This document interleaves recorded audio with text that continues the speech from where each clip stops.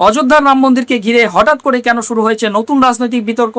কেন দেশের বড় বড় রাজনৈতিক দলগুলো আবারও অযোধ্যাকে কেন্দ্র করে মুখোমুখি অবস্থানে চলে এসেছে? আর রাম মন্দির কিভাবে একজোট করছে বিরোধীদের?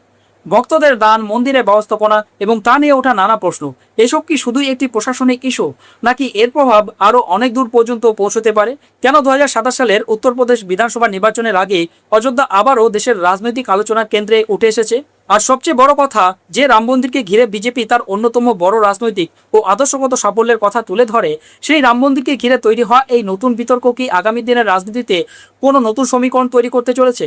2027 সালের বিধানসভা নির্বাচনের ঠিক মুখে এই একটি ইস্যু কি বদলে দিতে চলেছে রাজ্যের পুরো রাজনৈতিক সমীকরণ? আপনারা জানেন যে উত্তরপ্রদেশের রাজনীতিতে এই মুহূর্তে রাম মন্দিরের অনুদান চুরি এবং তহবিল তছরূপের অভিযোগ নিয়ে এক বিরাট বিতর্ক দানা বেঁধেছে।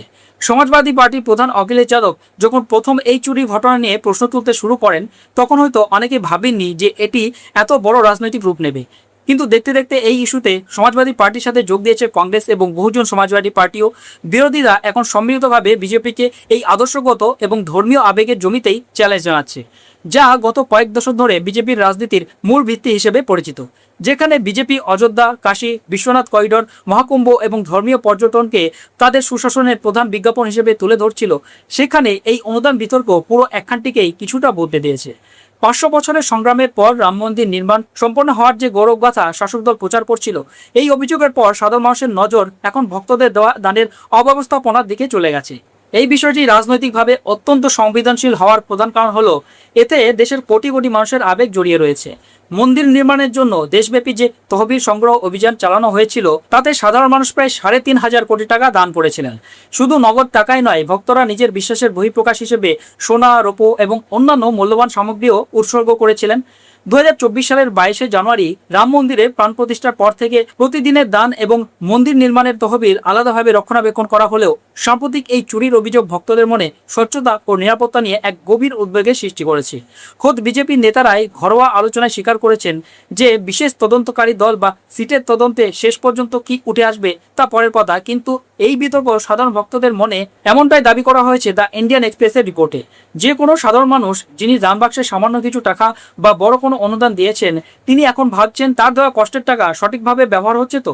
2027 সালে বিধানসভা নির্বাচনের আগে এই আবেগঘন ইস্যুটির সঠিক সমাধান না হলে বিজেপির দীর্ঘমেয়াদী রাজনৈতিক ক্ষতি হতে পারে বলে মনে করছে শাসক শিবিরের একাংশ। এই রাজনৈতিক চ্যালেঞ্জের গভীরতা বুঝতে পেরে উত্তরপ্রদেশের মুখ্যমন্ত্রী যোগী আদিত্যনাথ পাল্টা কৌশল হিসেবে বিষয়টিকে আবার বিজেপির বৃহত্তর হিন্দুত্ববাদী এজেন্ডার দিকে ঘুরিয়ে দেওয়ার চেষ্টা করছেন। সম্প্রতি একটি জনসভায় তিনি সমাজবাদী পার্টির প্রধান অখিলেশ যাদবকে সরাসরি চ্যালেঞ্জ ছুড়ে দিয়ে বলেছেন, যদি তিনি নিজেকে ধর্মীয় নেতা হিসেবে প্রমাণ করতে চান, তবে মথুরা শ্রীকৃষ্ণ জন্মভূমি আন্দোলনের পাশে এসে দাঁড়ান। মুখ্যমন্ত্রী পরিষ্কার ভাষায় বলেন, এবার মথুরার কথা বলুন। এর পাশাপাশি যোগী আদিত্যনাথ 1990 সালে মুলায়ম সিং যাদবের সরকারের আমলে পরসেবকদের ওপর পুলিশি গুলি চালানোর ইতিহাসকেও আবারও রাজনৈতিক মঞ্চে এনে দাঁড় করিয়েছেন। মুখ্যমন্ত্রী ক্রমাগত সমাজবাদী পার্টি এবং কংগ্রেসকে আক্রমণ করে বলছেন যে এরা হঠাৎ করেই ভগবান রামের প্রতি ভক্তি দেখাচ্ছে, অথচ অতীতে এরাই রামের অস্তিত্ব নিয়ে প্রশ্ন তুলেছিল এবং রাম ভক্তদের উপর গুলি চালানোর নির্দেশ দিয়েছেন। বিজেপির মুখপাত্র রাকেশ ত্রিপাঠী এই বিষয়ে জানিয়েছেন, যারা বাবরি মসজিদকে সমর্থন করেছিল তাদের রাম বা রাম মন্দির নিয়ে কথা বলার কোনো নৈতিক অধিকার নেই। বর্তমান অনিয়মের প্রসঙ্গে তিনি দাবি করেন যে রাম মন্দির ট্রাস্টের কাছ থেকে তথ্য পাওয়ার মাত্র 24 ঘন্টার মধ্যেই সিট গঠন করা হয়েছিল।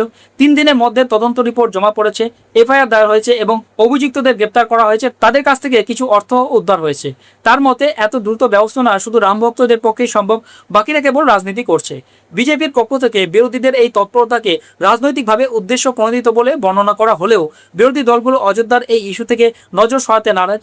অখিলেশ যাদব ক্রমাগত সরকারকে আক্রমণ করে বলছেন যে এই সরকার ভক্তদের দেওয়া দান রক্ষা করতে ব্যর্থ হয়েছে। এর পাশাপাশি তিনি প্রতিশ্রুতি দিচ্ছেন যে আগামীতে সমাজবাদী পার্টির সরকার এলে তারা অযোধ্যাকে সিয়ারাম ধাম হিসেবে গড়ে তুলবেন।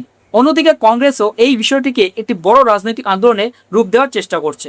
সম্প্রতি 4 জন সাংসদ, রাজ্য কংগ্রেস সভাপতি অজয় রায়, একজন বিধায়ক এবং প্রাক্তন এমএলসিদের নিয়ে গঠিত কংগ্রেসের একটি 9 সদস্যের প্রতিনিধি দল অযোধ্যা রাম মন্দিরে পুজো দিতে গিয়েছিলেন। কিন্তু কংগ্রেসের অভিযোগ, স্থানীয় প্রশাসন তাদের মন্দিরে যেতে বাধা দেয় এবং একটি সরকারি গেস্ট হাউসে আটকে রাখে। এরপর কংগ্রেস নেতারা ঘোষণা করেন যে তাদের যদি ভগবান রামের দর্শন করতে না দেওয়া হয় তবে তারা অনশনে বসবেন। কংগ্রেসের দাবি সরকার দুর্নীতিবাজদের আড়াল করতে গিয়ে সাধারণ ভক্ত এবং রাজনৈতিক প্রতিনিধিদের পুজো দেওয়া থেকে বিরত রাখছে। কংগ্রেসের এক শীর্ষ নেতা জানিয়েছেন যে রাম মন্দির ট্রাস্টের ভিতরে চলা কথিত দুর্নীতির বিরুদ্ধে তাদের অবস্থান স্পষ্ট করতেই এই অযোধ্যা সফর ছিল। এই বিতর্কে পিছিয়ে নেই বহুজন সমাজবাদী পার্টি বা বিএসপিও। দলের প্রধান মায়াবতী সোশ্যাল মিডিয়ায় একটি পোস্টে রাম মন্দিরের অনুদান চুরি এবং তহবিল তছরূপের এই খবরগুলিকে অত্যন্ত গুরুতর এবং উদ্বেগজনক বলে বর্ণনা করেছেন। তবে তিনি এই বিষয়টিকে নিয়ে রাজনীতি না করার পরামর্শ দিয়েছেন। মায়াবতী দাবি করেছেন যে দেশের অন্যান্য বড় বড় মন্দিরের মতো এখানেও অনুদানের হিসাব রাখার জন্য একটি সম্পূর্ণ স্বচ্ছ ব্যবস্থা গড়ে তোলা উচিত এবং এই সমস্যা দ্রুত সমাধান করা দরকার। এই গোটা বিতর্কটি উত্তরপ্রদেশের রাজনীতিতে এক উল্লেখযোগ্য পরিবর্তন নির্দেশ করছে।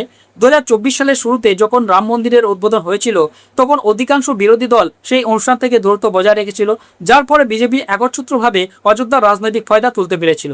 কিন্তু এবার বিরোধীরা ভগবান রাম বা মন্দিরের বিরোধিতা না করে সাধারণ ভক্তদের কষ্টের অনুদান নিয়ে যে অনিয়ম হয়েছে তাকেই তাদের মূল হাতিয়ার বানিয়েছে। বিজেপির জন্য এখন সবচেয়ে বড় চ্যালেঞ্জ হলো শুধু বিরোধীদের রাজনৈতিক আক্রমণের জবাব দেওয়া নয়, বরং দেশের কোটি কোটি ভক্তদের মনে আবার সেই বিশ্বাস ফিরিয়ে আনা, যাদের দান ও ভালোবাসায় এই মন্দির গড়ে উঠেছে।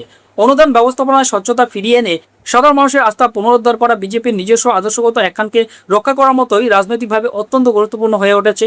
আগামী 2027 সালে বিধানসভা নির্বাচনে এই ইস্যুটি কতখানি প্রভাব ফেলবে সেটাই এখন দেখার বিষয়। এই পুরো বিষয়ে আপনার মতামত কি? কমেন্ট বক্সে অবশ্যই জানান।